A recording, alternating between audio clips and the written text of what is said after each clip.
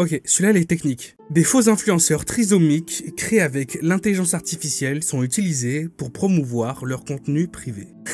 Oh mon dieu. Je sais pas si vous êtes passé à côté de ça, mais faut savoir que sur les réseaux sociaux, il y a un nouveau type de contenu qui est en train d'exploser les statistiques. Des comptes Instagram et des comptes TikTok qui, en l'espace de quelques jours, quelques semaines, gagnent plus d'abonnés que d'autres sur plusieurs années. Vraiment quelque chose qui monte tout droit jusqu'au ciel. Et c'est les influenceuses super canon qui sont trisomiques. Voilà, je l'ai dit. Mais là où c'est particulier, c'est qu'en fait, elles sont pas vraiment trisomiques. C'est compliqué, je vais vous montrer. Tout ce qu'on voit depuis le début sur cette vidéo et tout ce que je vais vous montrer, ce sont des vraies femmes, mais qui de base sont sans aucune complication à la naissance de chromosomes supplémentaires ou autres. Ce sont des femmes totalement banales, normales, basiques. Outre le fait que, pour le coup, bon, elles sont toutes sauf banales, on s'est compris, mais vous voyez où je veux en venir. Bon, le truc, c'est que tout dans la vie est une histoire de marché, et évidemment, pour ce type de réseaux sociaux, c'est la même chose. Quand t'es une meuf, il y a la demande et l'offre. Et des offres, il y en a quand même de plus en plus. Essayer de percer quand t'es une femme et que t'es super canon, ça devient extrêmement compliqué parce que maintenant des femmes super canon, il y en a un peu partout.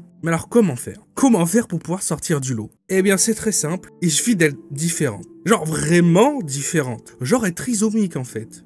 Avec des comptes Instagram, TikTok et sur d'autres plateformes que je ne citerai pas, qui sont extrêmement populaires en très peu de temps, avec des gens qui leur donnent beaucoup d'argent, des gens qui leur donnent beaucoup de clics, de vues, parce que ces personnes sont hallucinées de tomber sur une femme, une fille trisomique si canon, sans même savoir qu'en fait ils sont sur le compte de quelqu'un qui l'est pas du tout. La méthode qu'utilisée, c'est un filtre. Bon, un filtre un peu plus poussé, hein. C'est des filtres qui sont mis en place avec l'intelligence artificielle. On peut même avoir des filtres qui se collent parfaitement à notre visage à nous, plutôt qu'un filtre universel que tu vas tester dans une application et des fois fonctionne, des fois fonctionne pas. Et le pire dans tout ça, c'est que c'est pas interdit en fait, c'est complètement légal. Pourquoi c'est pas interdit? Bah parce qu'en fait, il y a pas de loi qui t'interdit de dire que t'es trisomique alors que tu l'es pas. Il y a jamais personne qui a pensé à faire ça. On vit vraiment dans un épisode de South Park en fait. Alors, là où ça serait interdit, ça serait de faire des récoltes de fonds, d'utiliser la maladie pour faire booster ces réseaux de façon évidente. Mais en fait, c'est jamais vraiment abordé dans ces réseaux-là. C'est juste des meufs qui se postent sur des photos ou des vidéos avec un filtre de tête de trisomique et elles font des stats avec ça. Genre des millions de dollars. Hein. D'ailleurs, je sais même pas pourquoi je parle de millions de dollars parce que même en France, on en a maintenant. On a des nanas qui font exactement la même chose. À une différence près pour l'instant, et là c'est interdit, c'est qu'on n'a pas encore de femmes qui fait ça en France. En fait, on va se retrouver plutôt avec des hommes qui vont créer des comptes Instagram, des comptes TikTok et d'autres plateformes, encore une fois, qu'on va pas énumérer ici, et qui vont voler la vidéo de vraies influenceuses et qui vont leur coller dessus un filtre trisomique pour ensuite générer de l'argent avec les vues, générer de l'argent avec les plateformes. C'est une singerie cette histoire en fait. Alors comment on peut savoir si on est réellement en train de suivre, soutenir une personne atteinte de trisomie? Est-ce que un jour j'aurais imaginé dire une phrase pareille? Je suis pas certain. Savoir si oui ou non une meuf est trisomique, c'est s'il vous plaît aidez-moi. Je tiens d'ailleurs à vous dire qu'en ce moment je poste beaucoup de vidéos, beaucoup plus que vous ne le pensez je pense. Des fois ça m'arrive d'en poster 2 ou 3 dans la journée et vous les voyez probablement pas. Je suis en train de tester si oui ou non l'algorithme décide de te mettre une balayette laser quand l'âge moyen des gens qui regardent ta vidéo est assez élevé, mais que toi tu postes beaucoup plus. Parce que évidemment plus t'as des gens jeunes qui regardent tes vidéos et plus tu fais des vues, puisque les gens jeunes ont que ça à foutre de leur vie, ils ont rien d'autre à foutre. Mais quand t'as des gens qui sont âgés, ils sont occupés. Donc en général ils vont passer une fois tous les 2 jours, regarder si t'as sorti une nouvelle vidéo. Et il se trouve que j'ai sorti pas mal de vidéos ces derniers temps que vous n'avez probablement pas vues parce qu'elles ont 80% de vues de moins que les vidéos que je fais d'habitude. Et pourtant, elles sont toutes aussi bien. Donc, n'hésitez pas à passer sur ma chaîne, activer la cloche, etc.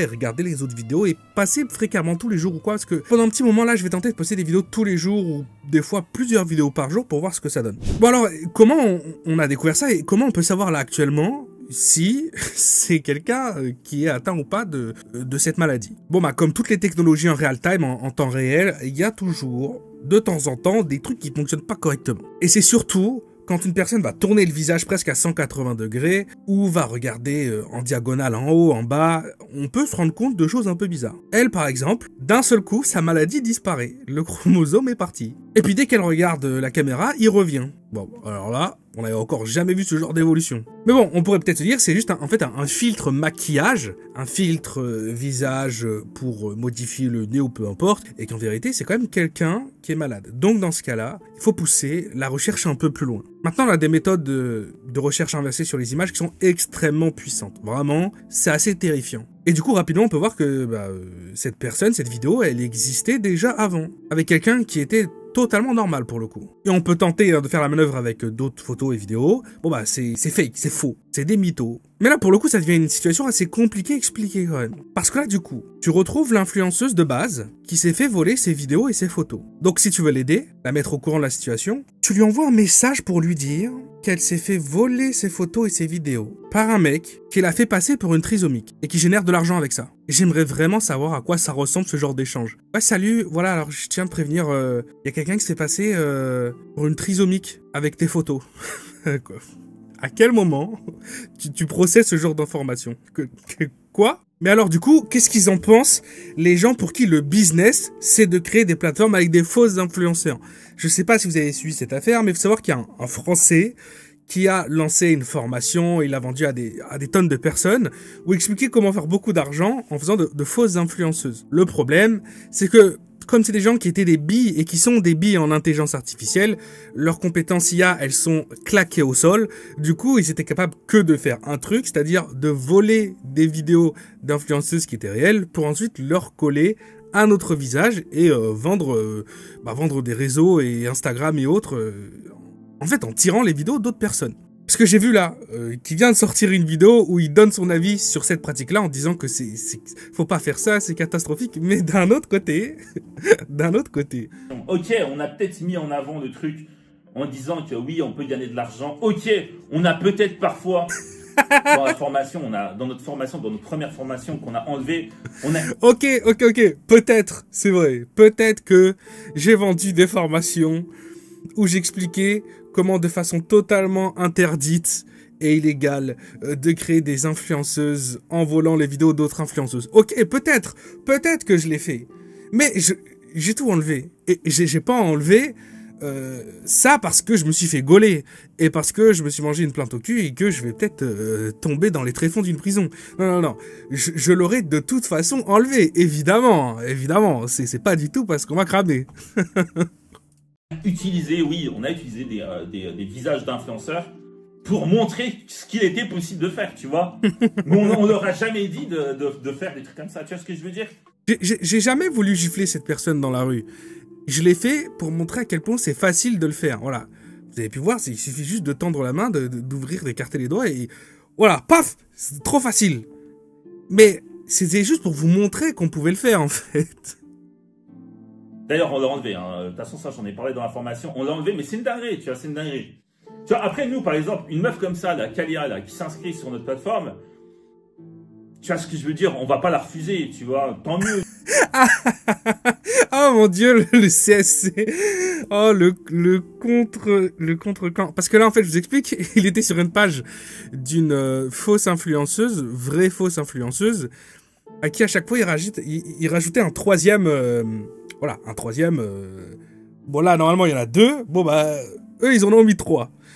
Et il y a des gens qui essayaient de faire bannir le compte en expliquant que, encore une fois, c'est pas bien, utiliser la dysmorphie, utiliser des problèmes, etc.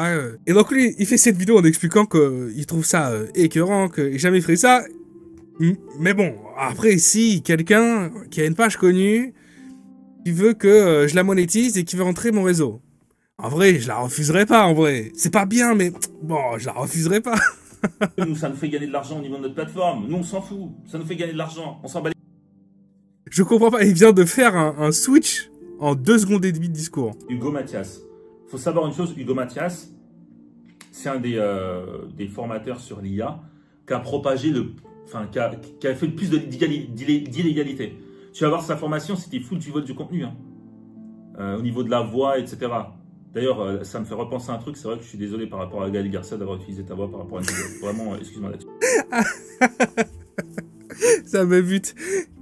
Il se permet, même maintenant, il fait des vidéos où il balance d'autres personnes qui font des fausses influenceuses en disant « Oh, lui, il a volé des voix d'influenceuses. Lui, il a volé des visages d'influenceuses. » D'ailleurs, je tiens à m'excuser que... oui, on m'a gaulé il y a quelques mois pour avoir fait la même chose. Je suis désolé du coup. Mais lui, il a fait là. Non mais... Ferme-la! Il y a un truc que j'arrête pas de vous dire depuis des mois et des mois en vidéo. Ça va être de plus en plus sombre. Ça va être de plus en plus incroyable. C'est terrifiant. Le monde dans lequel on se dirige, il est quand même super terrifiant.